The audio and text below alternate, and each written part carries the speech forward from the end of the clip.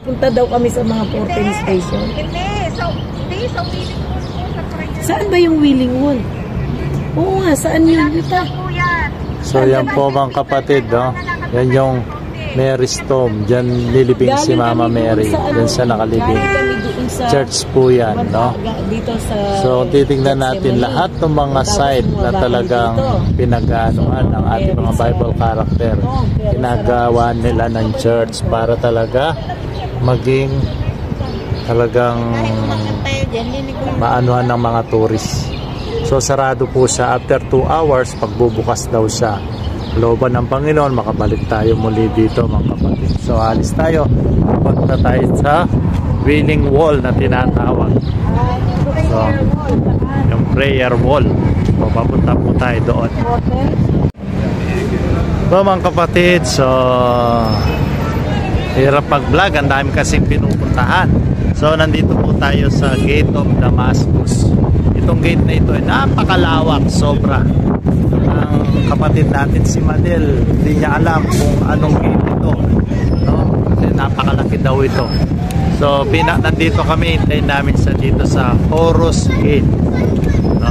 Horus Gate po ang tawag dito, no? So papasok po kami sa loob mga kapatid. So yun po yung mga makikita natin, mga paninda po ng mga prutas para sa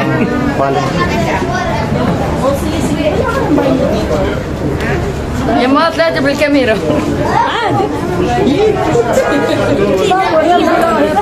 Ni hao.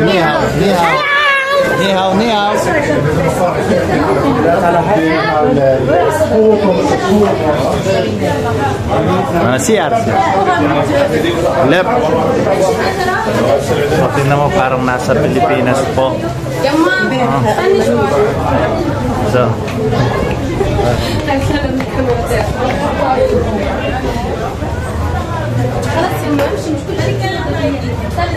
Tara, mahal ko ito ata. Parang ito. Ha, Herod's Gate pala. Herod's Gate. Herod's Gate pala. Ayan o. Oo. Anuin mo yung sinasabi ko.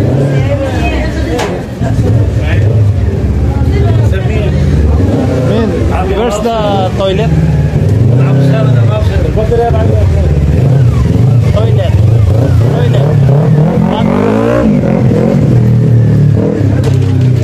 Laman mo. Pag sinabi na ito, Jenny. Ito pina. Left ka nuwan. Laman na yan.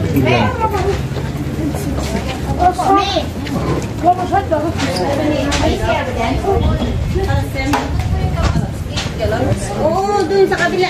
Malaki yan. Saan mayroong toilet? Sa left, sabi niya, left. Yung toilet?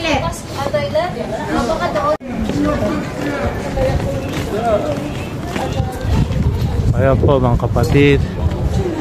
Paulos. Iba kasi yung mga pangalan eh. So, parang ano mo, iniban nila eh. Pero pag may tourist, sasabihin nila dito yung ano. O, alam mo na, no? Ito po, mga kapatid, pupunta po kami sa, ano, saan muna tayo pupunta? Garden Tomb. Kung saan po nilibing si Jesus. Makikita po natin yung open na batong yun. Pwede pumasok sa loob na? Wow, grabe. Ang lakas ng presence ni Lord doon. So ako lang palang nakikita, may kasama po pala talaga ako. Ayan po yung kapatid natin si Madel. Siya po yung nagtatrabaho dito sa Israel, no? Tinutur niya po tayo. Praise God, nakapagpaalam po siya, no? At natapos niya po yung lakad niya. So eto po, actually dapat may trabaho siya pero hindi pinaintulutan ni Lord, kasi talagang favor ni Lord na matulungan niya po tayo para hindi tayo mahirapan. Sabi ko nga kanina, ang hirap mag-tour, Garden Tomb. mag-self-tour mga kapatid. Kayo ate, basta nag-ano lang si Pastor. Ito ate, pipicture kaysa sa phone ko. Ito yung Garden of Tomb. So, yan po. Iikot ko yung camera. Sarado. Ah. Ay, ito yung gate. Yan po yung Garden of Tombs. Sarado. Usually. So, ibig sabihin, pare-pero sila mamayang after 2 hours magbubukas. No. Baka dahil oras ng kainan. After 2 hours nagbubukas. Paano magiging masaya yung mga turista dito kung ganito? Kaya nga, di ba? Sinasarado. Dito pala yun. Alam mo na niya. Alam ko na. Next time, alam ko na. And the Garden of Tombs. So, ano? Discovery. Ito yung Jesus. Dito po, kaya lang po sarado mga kapatid, no? Yan po yung gate na yan. Yan po yung pinaka-asam natin makita. Pero kayo ni Pastora, hihing na. Nakahiga na.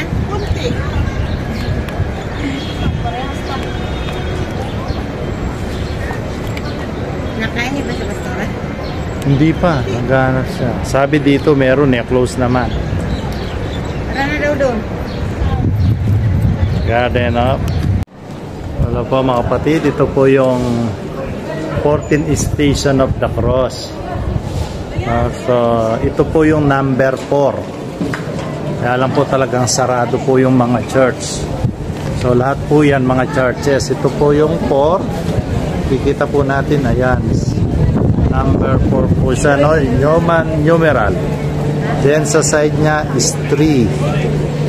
See? Nakita po natin yan. Sarado lamang po yung church. So, yan po yung 14th Station of the Cross. So, alam po yung 4 na ito yung nagpakita si Jesus, si Mama Mary kay Jesus Christ na talagang nung matumba si Jesus Christ, no? Yung 3, yan yung unang pagka-fall ni Jesus Christ. So, yun pala yung mga oras nila talaga. Kasi usually yung mga terrorists, sa umaga nang lumalabas sa hapon, nasa ulog na ng hotel. Oh, kaya tama. Yung tama nga pala, nandiyan yung other sign, no? Sabi ko yung unang natumba, yung Station of the Cross 3. Yung 4, yung nagpakita si Mama Mary, yung inano niya sa cross si Jesus Christ. So, yan po talaga yung mga sign nila. Pagka-ukit ng sculpture nila. So, hanggang 14 po yan mga kapatid. No? So, nagyayaya na pong kumain. So, dito, hindi ka pala magugutom, no? Kasi puspos po tayo sa spiritual, no? Gutom man tayo physical pero hindi natin masyado nararamdaman kasi yung galak po natin, no? Yung ginagawa po natin ay para sa Panginoong Diyos. Ito pong station na ito ay 14 station ito.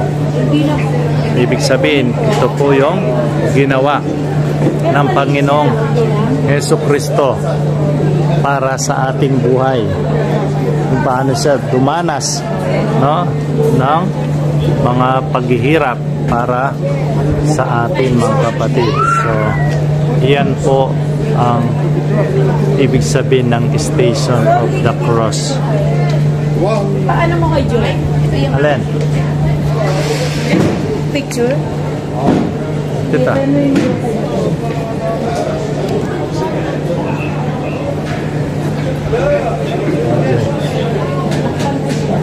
Alin? Sa pagkain tayo magpicture?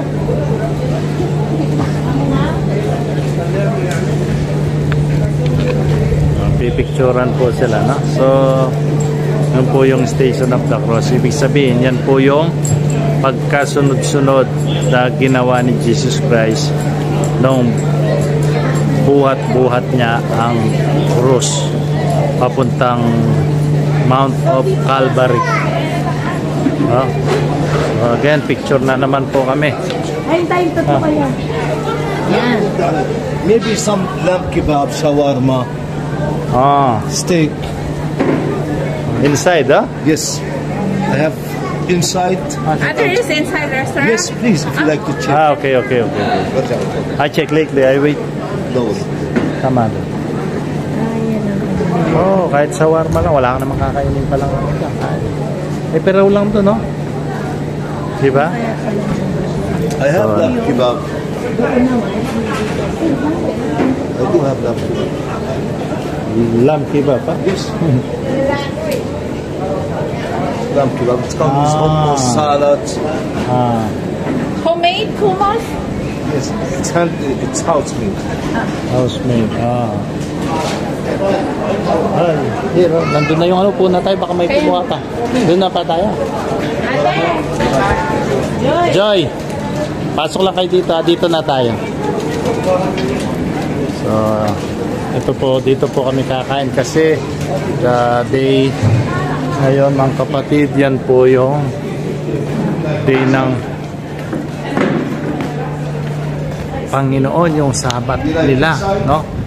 Ang parang holiday po. Kaya wala po talagang mga nagtitinda. Papunta na. Nagtitinda ng mga pagkain. So, ang kakainin lang natin yung mga pakubos-kubos tulad sa Saudi, no? Shawarma. Tara, dito tayo. Ang laki pala ng restaurant. Inside or outside?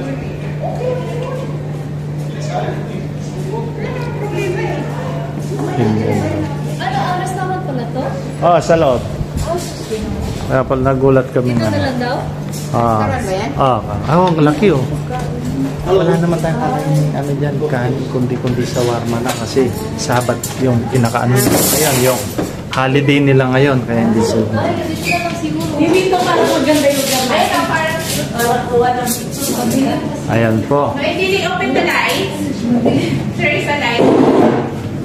Gates? No, Lights. It's open, no? No, Ben. It's a dirt. It should be Dim. The light open. It should be like... Pwede dito na lang sa labas? Hindi ko alam kasi nga. Ganyan lang siya. If you like, Oo, if it is too dark, you can come here. Big table. Okay. Also here. O, dito na lang tayo, big table. Dito na lang po. Ayan. Pero parang dip ko nga. So, dito po, inaayos na po yung mesa. Mamaya ka na bumili. Len. Kami huwag kang bibili kasi nalalatak si ate. So, kakain muna po kami, no? Long table namin kapatid. So, yan po. Hindi po ako nagbablog ng kumakain kasi malakas ako kumain.